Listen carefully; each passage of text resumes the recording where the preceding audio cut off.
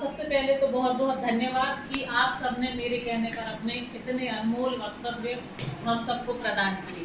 तो सबसे पहले मैं यहाँ पर जितनी भी महिलाएं बैठी हुई हैं उनको अंतर्राष्ट्रीय महिला दिवस की शुभकामनाएं देती हूँ। बहुत बहुत हार्दिक बधाइयाँ आपको। पर इसके साथ ही मैं बधाई देना चाहूँगी यहाँ पर बैठे पुरुषों को कि आप सबको महिला दिवस की शुभकामनाएं। एक ऐसा महिला दिवस जो महिलाओं से ज़्यादा पुरुषों के लिए महत्वपूर्ण है। क्यों? बहुत सारे लोगों ने यहाँ पर अपने विचार व्यक्त किए। किसी ने बस बधाइयाँ देके चले गए, किसी ने एक लाइन बोली, किसी ने कुछ अलग बोला, किसी ने कुछ ऐसे हमें रूबरू कराया ऐसे पहलुओं से जिनसे हम लगभग अछूते या फिर कई बार जान के अनजान बन जाना। बहुत सारे पक्ष होते हैं।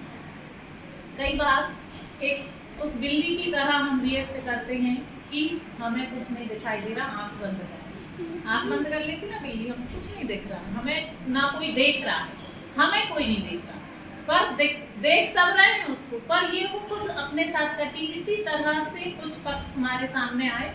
पर मैं ये कहूँगी कि महिलाओं का जो मतलब खुश रहना जरूरी है। महिला सशक्तिकरण का अर्थ अभी कुछ दिनों में मैंने लगाया है खुश रहना। जरूरी नहीं है कि आप घर से बाहर निकल कर ही खुश रहें, मैटर करता है आपका खुश रहना। बहुत सारी महिलाएं ऐसी हैं जो घर के काम करके अपने घर को सुव्यवस्थित करके खुश हैं। मैटर क्या कर रहा है? खुशी, महिला की खुशी। अगर महिला खुश है तो घर के लोगों को क्या देगी? खुशी देगी, सेटिस्फैक्शन देगी। अगर वो खुद सेटिस्फाइड है तो। अगर महिला दुखी है, चिड़चिड़ी है, बीमार है तो क्या वो देखभाल करेगी घर के लोगों की? घर की नहीं। तो उसको का मैटर करता है खुश रहना, संतुष्ट रहना। अगर उसकी खुशी घर में रहने में है, अपने बहुत सारी वेल एजुकेटेड महिलाएं ऐसी हैं जो घर में रहती है, बाहर नहीं जाती, कोई काम नहीं करती। वो कहती है मुझे घर में रहना, अपने घर को मेंटेन करना, अपने बच्चों को अच्छे संस्कार देना। एक बात आई थी हमारे यहाँ की सर ने कि बच्चों को संस्कार देना कोई छोटा काम नहीं है। एक छोटे बच्चे को पहले तो जन्म देना और उसके बाद उसको एक अच्छे नागरिक के रूप में समाज के समक्ष प्रस्तुत करना, और ये काम होता है महिला का।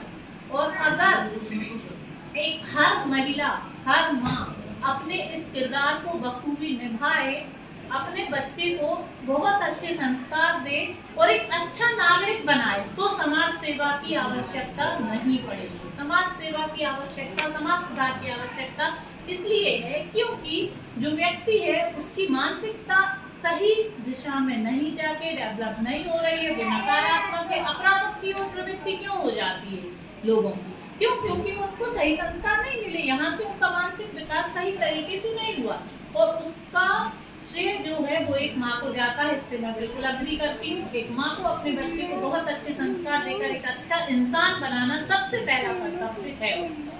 पर इसके साथ साथ उसको अपने लिए जीना भी जरूरी है, खुश रहना भी उसका हक है। कैसे?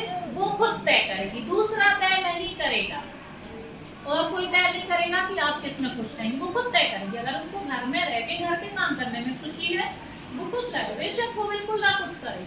अगर उसको है कि मैं कुछ बाहर जाके करूँ, तो ये भी उसका ही हक है, वो तय करेगी।